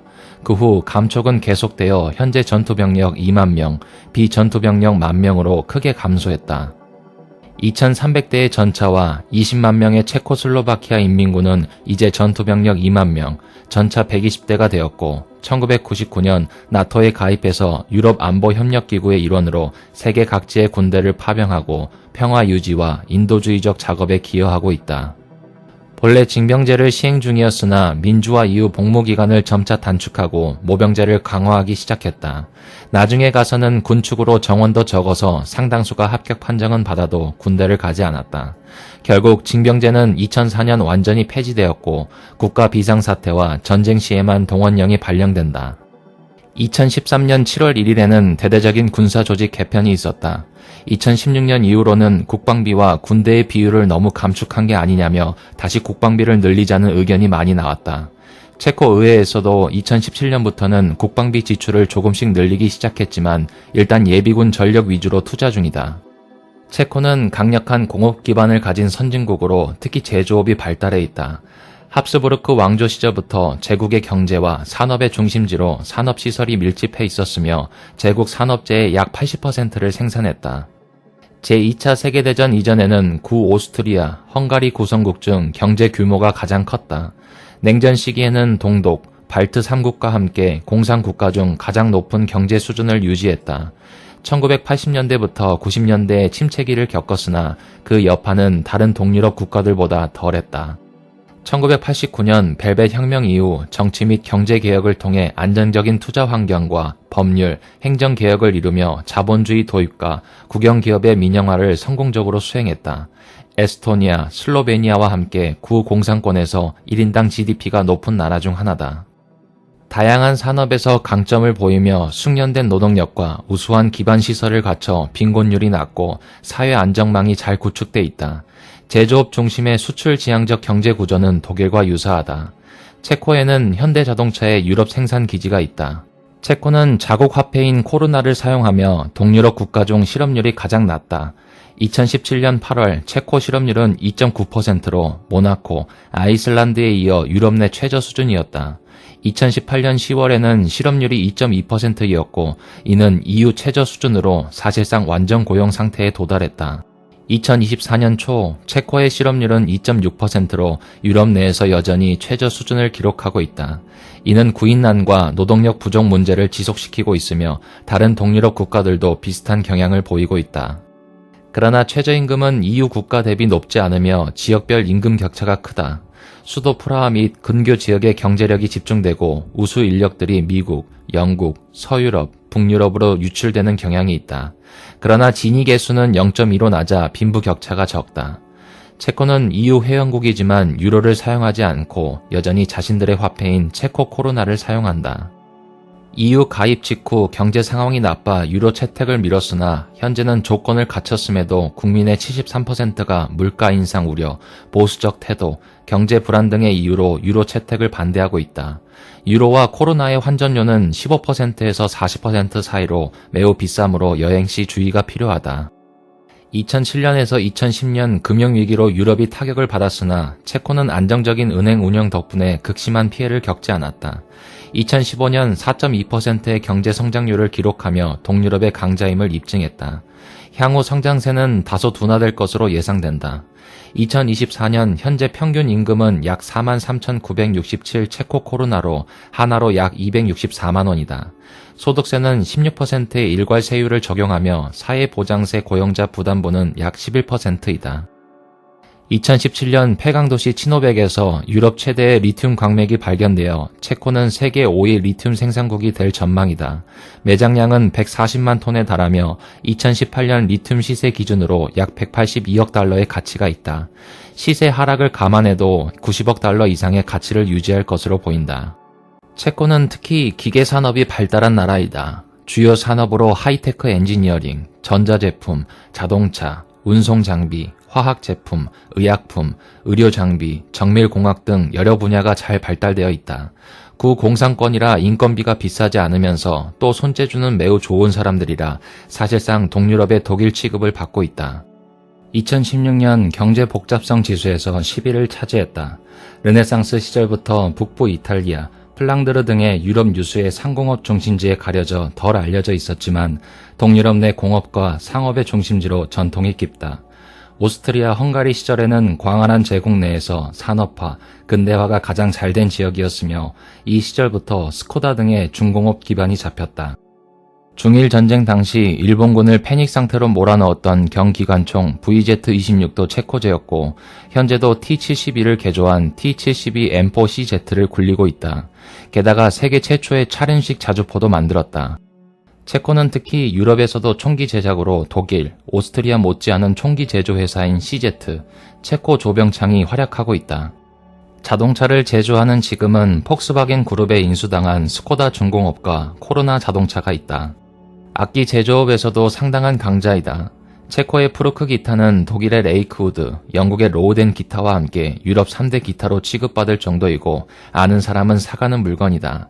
BSG 기타도 아는 사람은 알 정도로 매우 유명하다. 또한 킴벌리 클라크의 현지 공장이 있고 유럽력 하기스와 드라이나이트 역시 체코 생산품이다. 체코의 연간 관광객은 평균 1,100만 명에 달한다. 특히 한국인이 많이 가는 유럽 국가 중 하나로 꼽히며 2022년 체코를 방문한 한국인 관광객은 3만 명에 이른다. 냉전 때는 공산 진영에 속해 있었던지라 한국인은 갈 수가 없던 나라였다. 양국의 수교 이후 한동안은 아는 사람만 아는 여행지였다가 SBS 드라마 프라하의 연인 방영 이후 한국인 관광객이 확 늘었고 이는 지금도 현재 진행형이다. 그래서인지 한국에 대한 인지도도 높은 편에 여러 관광 명소에 한국어 안내를 지원하며 식당 등에서도 한국어를 하는 직원들이 꽤 많다. 전에는 물가가 나름 싼 편이었고 지금도 유럽치고는 저렴한 편이지만 체코의 경제가 성장하고 코로나와 러시아 우크라이나 전쟁을 거치며 숙박비, 식비, 관광지 입장료를 비롯한 물가가 많이 올랐다. 특히 성수기에는 가격이 더 뛰어서 최소 한 달 이전에 예약하는 것이 좋다. 한국인은 유럽연합 회원국이 아닌 국가 중 유일하게 입국 시 대면 심사가 면제되어 전용 전자 여권 게이트를 이용할 수 있다. 당연히 비자도 필요 없다. 체코에 도착하면 밤늦게 도착한 게 아닌 이상 대부분 프라하 국제공항에서 프라하 중앙역까지 공항버스인 A2를 타고 가게 된다. 30분 정도면 도착하며 요금은 2024년 기준 100코로나, 하나 약 6,000원이다. 반대로 프라하 시내에서 공항으로 갈 때도 프라하 중앙역 뒤쪽 공항버스 정류장에서 A2를 타면 된다. 보통 30분 간격으로 온다.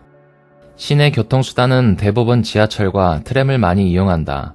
지하철은 총 3개의 노선이 있으며 인터넷도 한국보다 느리지만 어느 정도 터진다. 프라하 패스 소지 시 유효기간 내에 모든 시내 대중교통을 무료로 이용할 수 있다. 가끔씩 무임승차 방지를 위해 검표를 실시하는데 걸리면 엄청난 액수의 벌금을 내야 한다.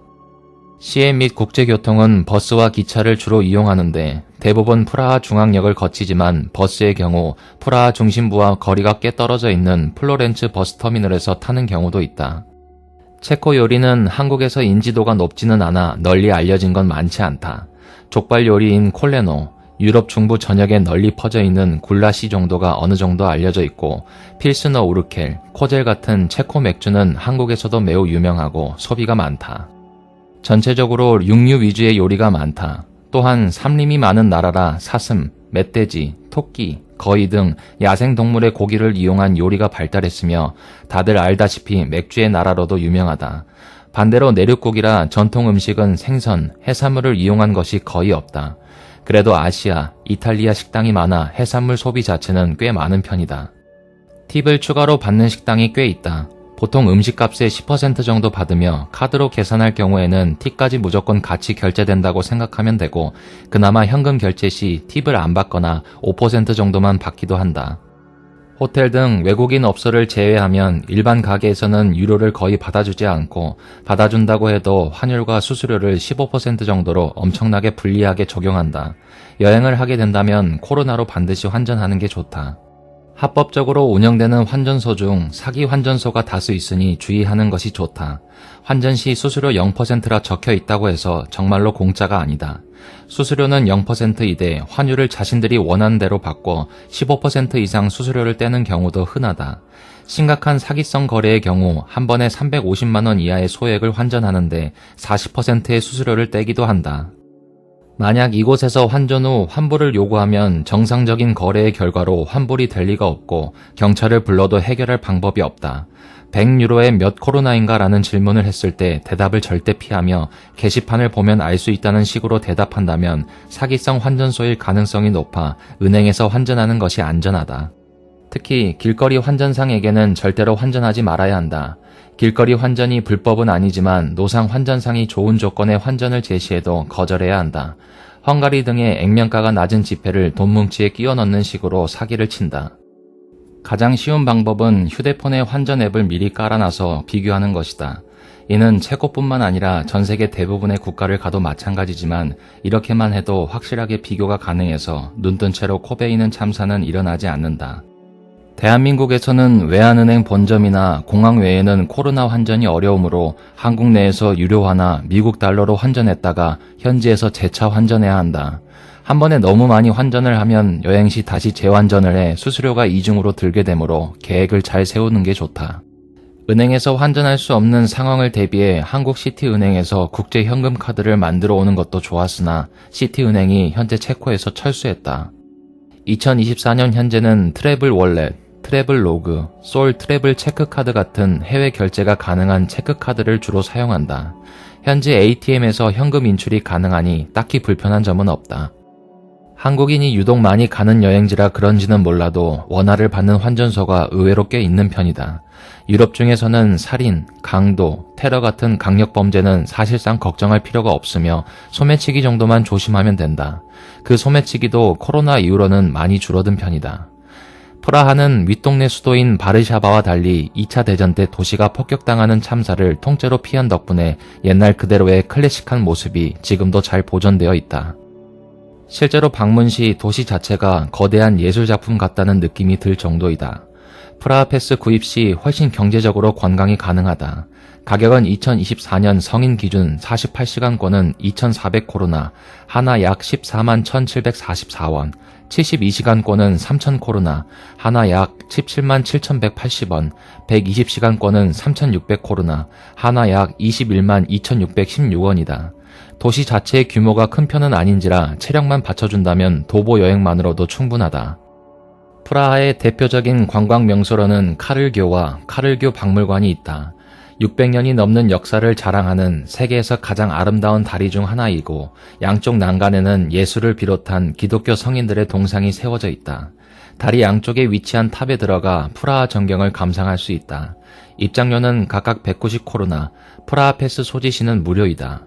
아침, 점심, 저녁 언제 가도 아름답지만 가장 아름다울 때는 뭐니뭐니 해도 저녁 시간대라 할 만하다. 낮에도 거리 악사들과 화가들, 기념품 상인들과 관광객들로 붐비어 늘 활기찬 곳이다. 구 시가지 탑 바로 옆에 카를교 박물관이 있으며 역시 프라하 패스 소지 시 무료 입장이 가능하다. 보트 탑승권 한 장을 같이 주므로 배 타고 싶다면 한 번쯤 타보는 것도 좋다.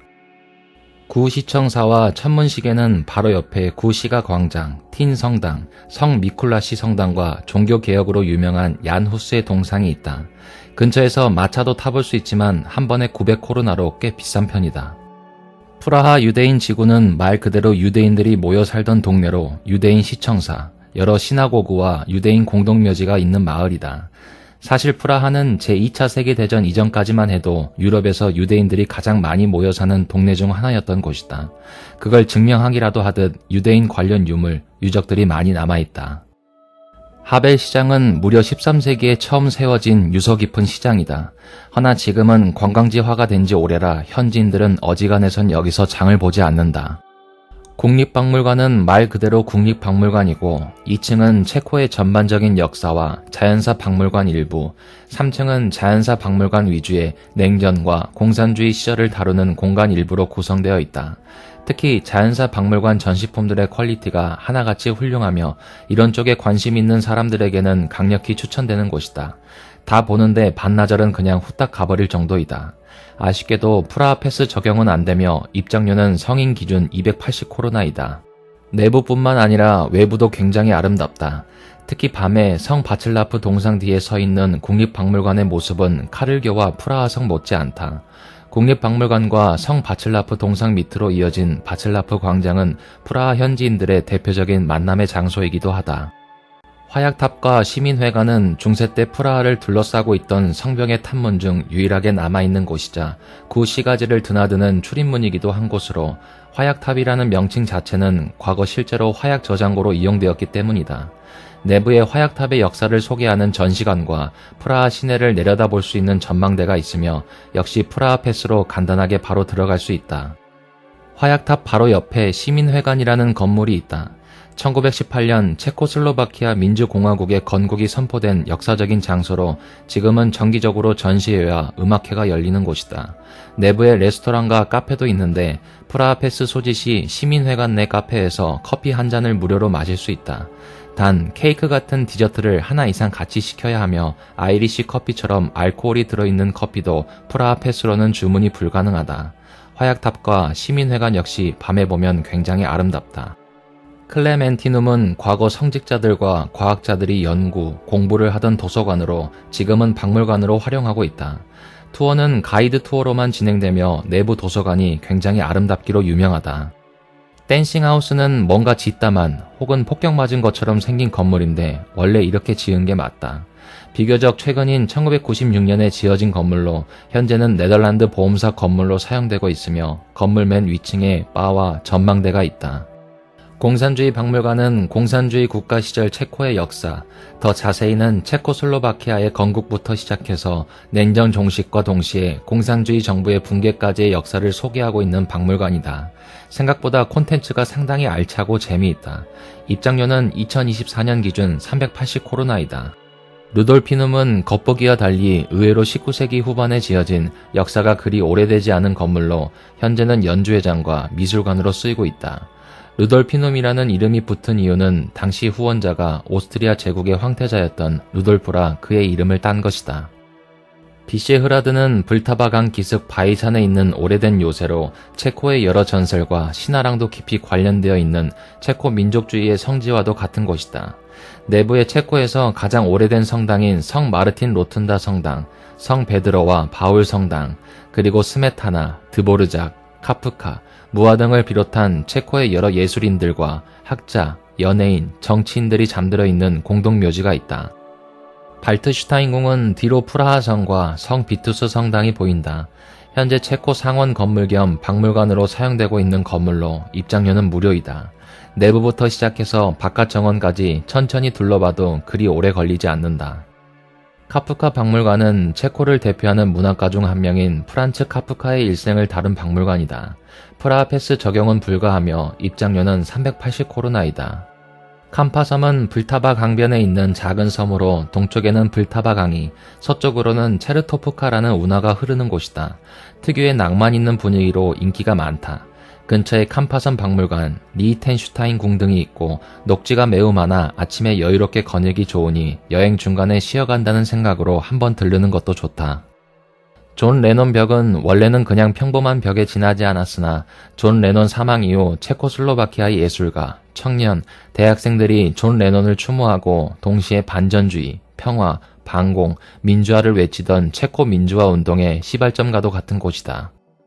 스트라우프 수도원은 12세기에 지어진 수도원으로 영화 아마데우스의 촬영지로도 유명하며 현재는 도서관과 성당이 대중에게 공개되고 있다. 특히 아름다운 도서관 내부와 훌륭한 퀄리티의 동물, 광물 표본, 각종 과학 관련 도구와 서적, 무기 등 양질의 전시품들을 많이 보유한 걸로 유명하며 성당인 성모승천 성당은 모차르트가 실제로 연주를 선보였던 장소이기도 하다. 그 외에는 수도원에서 직접 만든 맥주도 맛볼 수 있다. 쓴맛이 꽤 강한 편이라고 한다. 인드르 지슈스카 탑은 프라하에서 가장 높은 종탑으로 의외로 관광지화가 된 지는 20년이 겨우 넘었을 정도로 얼마 되지 않았다. 원래 이름인 인드르 지슈스카보단 영어식으로 읽는 진드리스카 탑으로 더 알려져 있다. 화약탑과 매우 비슷하게 생긴 데다 위치도 근처라 헷갈려하는 관광객들이 꽤 많다. 화약탑이나 카를교 교탑과 달리 프라하 패스가 적용되지 않는다. 입장료는 화약탑, 카를교 교탑과 똑같이 190코로나이다. 프라하의 명소치고는 관광객들이 그리 많이 찾지 않는 편이다. 체코 육군 박물관은 체코의 전쟁, 군사 관련 전시 위주의 박물관이다. 상당한 퀄리티임에도 입장료가 무료다. 참고로 한국전쟁 관련된 내용도 있다. 언덕을 꽤나 올라가야 돼서 노인이나 체력이 약한 사람에게는 힘들 수 있다. 언덕 꼭대기에는 과거 체코의 영웅인 얀 지슈카의 동상이 있다. 바로 옆에 지슈코프 텔레비전 타워가 보이는데 해질 때쯤 구도 잘 잡고 사진을 찍으면 꽤 멋있는 사진이 나온다. 프라하에서 가장 좁은 골목은 말 그대로 프라하에서 가장 좁은 골목으로 카프카 박물관 바로 근처에 있다. 신호등이 있는데 길 건너는 것과 똑같이 빨간불이면 멈춰서고 파란불로 바뀌면 골목길을 지나가는 게 암묵적인 룰이다. 브르제브노프 수도원은 무려 1000년이 넘는 역사를 자랑하는 보헤미아 지역 최초의 수도원이다. 중간에 종교전쟁으로 인해 크게 한번 파괴된 적이 있어 건물 자체는 18세기에 재건된 것이다. 투어로 내부를 둘러볼 수 있으며 내부에 아달베르트라는 이름의 호텔도 운영하는데 과거에 수녀원이었던 곳이다. 스트라우프 수도원과 마찬가지로 맥주도 직접 만들어 판다. 프라하 동물원은 1931년 문을 연 동물원으로 전 세계에서도 규모로 10손가락 안에 들 정도로 매우 넓은 동물원이다. 온라인으로 예매 시 할인도 가능하며 역시 프라하 패스 소지시 무료이다. 하지만 프라하 중심부에서도 꽤 많이 떨어져 있는 데다 프라하 자체가 볼 게 워낙 많은 도시다 보니 어린 자녀를 낀 가족 단위 여행객이 아닌 이상 관광객들이 많이 찾는 곳은 아니다. 국립극장은 19세기 후반에 지어진 극장으로 무려 시민들의 자발적인 성금과 후원금만으로 지어진 진정한 의미의 시민극장이다. 한국보다 훨씬 저렴한 가격에 수준 높은 클래식 공연, 오페라, 발레 공연 등을 볼 수 있고 굳이 내부에서 공연을 보지 않더라도 건물의 외부 모습을 보는 것만으로도 충분하긴 하다. 체스케 슈비차르스코 국립공원은 작센 스위스 국립공원이라고도 불리는 곳으로 독일과의 국경지대 쪽에 위치해 있다. 한국인을 비롯한 동양인보단 서양인 관광객들이 압도적으로 많은 곳이다. 패키지나 투어로 가면 상관없지만 혼자 간다면 꽤나 쉽지 않은 여행이 될 것이다. 프라하에서 출발할 경우 프라하 중앙역에서 기차를 타고 대칭까지 간 뒤 거기서 434번 또는 438번 버스를 타고 30분 정도 간 다음 프라브지스카 브라나에서 내려 30분 정도 걸어 올라가야 한다. 이렇게 보면 문제될 게 없어 보이긴 하지만 문제는 434번과 438번 버스의 텀이 굉장히 길고 오는 시간대도 엄청나게 불규칙하다는 점이다. 또한 2024년 기준 안전 문제로 한쪽 출입로를 아예 막아놨다. 여하튼 30분에서 1시간 정도 올라가면 한국인 관광객들 사이에서 흔히 천국의 문이라고 불리는 프라브지스카 브라나가 보인다. 참고로 바람이 엄청나게 많이 분다. 국립공원 입장료는 95코로나이고 성수기에는 근처에 흐르는 카메니체 강에서 배를 타고 협곡 투어도 가능하다. 2022년 여기에서 큰 산불이 나서 2024년 현재도 불에 탄 나무들의 잔해가 여전히 곳곳에 남아있다. 에마우스 수도원은 체코어로는 에마우지 수도원 혹은 슬라바니 수도원이라고도 불리는 베네딕트의 수도원으로 특유의 독특한 모양의 지붕이 인상적이다. 얀 후스가 이곳의 신학생이기도 했다. 수도원 자체는 14세기 중반에 세워졌으나 지붕은 1960년대에 새로 지어진 것이다. 입장료는 90코로나이다. 카를 슈테인 성은 14세기에 지어진 고성으로 본래 카를 4세가 자신의 보물을 보관하기 위해 지은 곳이다. 가이드 투어로만 내부 관람이 가능하며 사전에 예약하고 가는 것을 추천한다. 체스키 크름로프는 동화 속에 나올 법한 아름다운 풍경으로 유명한 소도시로 보통 프라하에서 당일치기로 많이들 가지만 여유롭게 일정을 잡고 근교 포함해서 2, 3일 정도 다녀오길 권장한다. 체스키 크름로프 성, 체스키 크름로프 지역 박물관, 에곤 실내 미술관, 체스키 크름로프 수도원 등이 있고 체스키 크름로프 카드를 소지하고 있으면 반값 할인된 가격에 입장이 가능하다. 하루 이틀 정도 체스키 크름로프 내부를 돌아보고 마지막 날에 근교의 흘루보카성, 리프노 트리탑, 부데 요비스키 양주장을 둘러보는 것이 좋다. 도시 자체는 오스트리아의 잘츠부르크, 할슈타드와도 상당히 가까워 체코 여행을 끝나고 바로 오스트리아로 넘어가는 것도 좋다. 체코인들은 맥주를 정말 사랑한다. 북한 김정일도 생전에 체코의 생맥주를 좋아했다고 한다. 단순히 가격과 소비량만 대단한 것이 아니라 품질도 세계적으로 알려져 있다. 한때는 맥주값이 물값보다 쌌다고 한다. 하지만 체코 정부에서 국민 건강의 악화를 우려한 나머지 맥주보다 싼 음료수를 팔도록 강제하기 시작했고 그 이후에는 맥주보다 물을 싸게 팔고 있다고 한다. 그래도 식당이나 펍에는 여전히 맥주가 물보다 싸다. 만약 체코를 가게 된다면 필스너 우르켈, 부데 여비스키 부드바르, 벨벳 생맥주는 꼭 먹어보도록 하자. 필스너 우르켈은 세계 최고의 맥주 중 하나로 알코올 도수 4.4도이며 특유의 쌉싸름한 맛이 좋아 인기가 있다. 필스너라는 단어는 라거의 한 분류로 필스너라는 단어 자체가 필스너 우르켈이 탄생한 체코의 지역 이름인 풀젠에서 나온 것이다. 대한민국에도 이미 부데 여비스키 부드바, 스타로프 라멘, 감브리누스, 필스너 우르켈, 코젤 다크 등 여러 종의 체코 맥주를 수입 중이다. 국내에선 아직까지 규모가 크지 않지만 맥주 덕후들 사이에서는 체코 맥주의 우수성이 이미 널리 알려져 있다. 흔히들 체코 맥주 3대장으로 필스너 우르켈, 부데 여비스키 부드바르, 스타로프 라멘을 꼽는다. 스왈로브스키의 창시자는 체코 출신이며 지금도 섬세하고 아름다운 체코 크리스털을 제조하고 있다.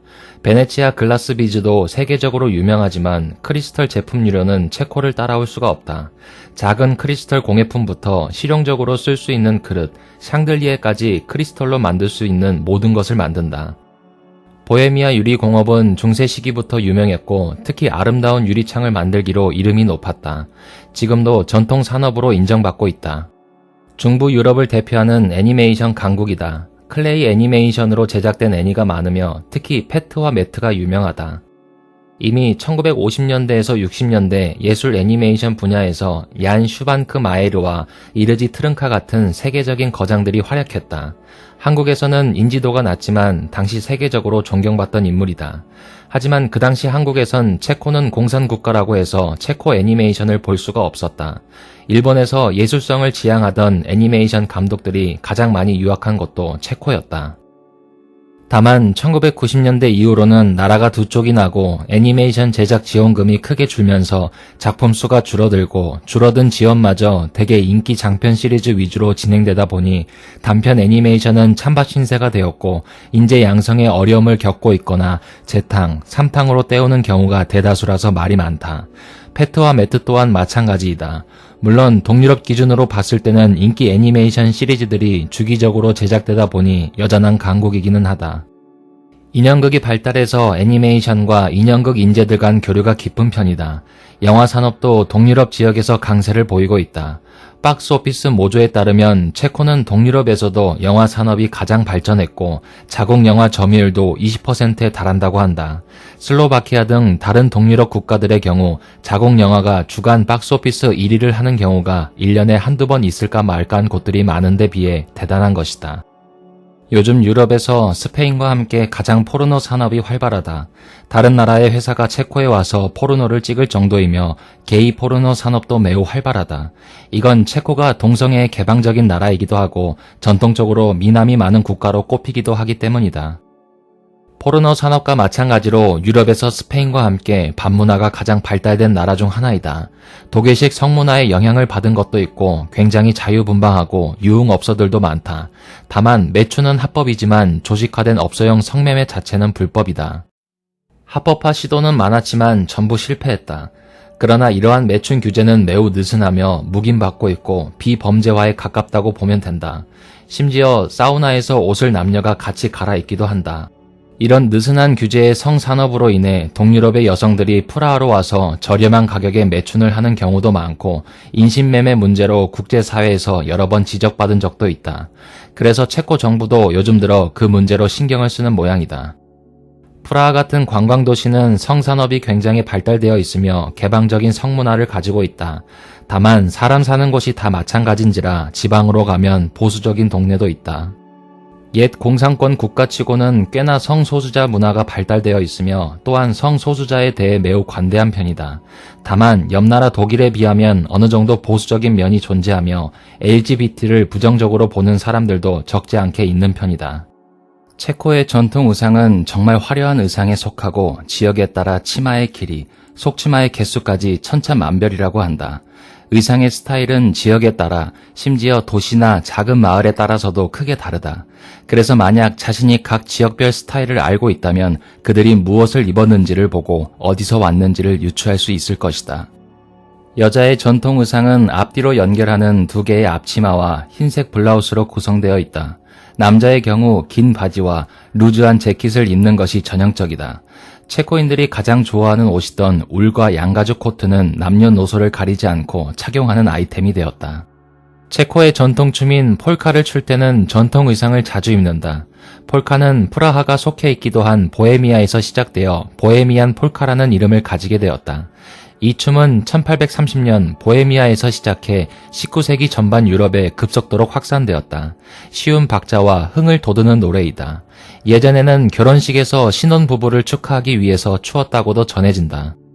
체코가 워낙 마이너한 언어다 보니 수준에 비해 널리 알려지지는 않았지만 수준 높은 문학 작품들을 자랑하는 나라로도 유명하다. 국내에도 밀란 쿤데라, 보흐밀 흐라발, 카렐 차페크, 프란츠 카프카, 밀로시 우르반 등의 작가들의 작품이 번역되어 나왔고 그 중에서 쿤데라 책은 프랑스어에서 번역해서 별로 번역 논란이 없는 편이지만 차페크의 단편 소설집 같은 경우에는 국내의 체코 구사자들 사이에서 오역 논란이 존재한다. 전반적으로 초현실주의의 영향력이 강하며 동유럽 초현실주의를 꼽을 때 폴란드와 함께 자주 꼽히는 나라다. 클래식 음악계에는 베드르지흐 스메타나, 안토닌 드보르자크 같은 유명 작곡가들을 배출한 나라로도 알려져 있다. 또한 체코의 수도 프라하를 거점으로 하는 관현 악단인 체코 필하모닉 오케스트라가 유명하다. 아이스하키는 체코에서 가장 인기 있는 스포츠이며 체코 남자 아이스하키 국가대표팀은 아이스하키계의 세계국급 팀인 빅7에 포함되는 팀으로 국제 아이스하키 연맹 랭킹에서 챔피언십 디비전에 포함돼 있다. 체코 출신 선수들은 기본기가 충실하고 거기에 번뜩이는 테크닉을 가진 선수들이 많다. 과거 체코슬로바키아 시절에는 올림픽에서 4회 은메달, 4회 동메달을 기록해 2위라는 역사를 가지고 있다. 하지만 체코와 슬로바키아와의 분리 독립 이후 1998년 나가노 동계올림픽 결승전에서 숙적 러시아를 1대 0으로 이기며 처음으로 금메달을 차지했다. 올림픽이나 세계선수권 대회에서 줄곧 러시아에게 밀렸던 한을 제대로 푼 셈이다. 대표적인 선수로는 야로미르 야그르, 도미니크 하셰크, 파트리크 엘리아시, 밀란 헤이두크, 야쿠프 보라체크 등이 있다. 체코 엑스랄리가라는 프로리그를 운영하고 있다. 아이스하키가 아닌 축구가 체코의 가장 인기 있는 스포츠라는 결과도 있을 정도로 축구 또한 인기가 많으며 활성화되어 있다. 체코슬로바키아 시절에는 1934년 피파 월드컵 이탈리아에서 준우승을 할 정도로 대단했으나 체코 분리 이후에는 영 신통치 않다. 자국 리그로는 체스카 포트발로바 리가가 있다. 리그 강호이던 AC 스파르타 프라하는 UEFA 챔피언스 리그 전신인 유러피언 컵에서 1991년, 92년 시즌 4강에 오르기도 했지만 2000년대 와서 챔피언스 리그에서는 동네 북이 되었다. 그래도 AC 스파르타 프라하는 2015, 16년 시즌 UEFA 유로파 리그에 모처럼 8강에 오르는 선전을 벌였다. 유명한 선수로는 세계의 패라는 별명답게 엄청난 체력으로 세리에를 지배한 유벤투스의 전설 파벨 네드베드, 목숨을 위협한 부상을 딛고 일어나 첼시에서 활약하며 넘사벽의 전설이 된 골키퍼 페트르 체흐, 그라운드의 모차르트라는 별명을 가진 천재 플레이메이커 토마시 로시스키, 2m가 넘는 큰 키로 공중을 지배한 체코의 공룡 얀 콜레르 등이 있다. 야구의 경우 1960년대부터 도입해 나름 역사가 길다. 엑스트라 리가라는 8개 팀으로 구성된 자국 리그를 운영하고 있으며 소수 체코 국적의 선수들이 미국 마이너리그에 도전하고 있다. 유럽 내에서는 상위권에 속하는 실력이며 독일, 스페인과 경쟁하고 있다.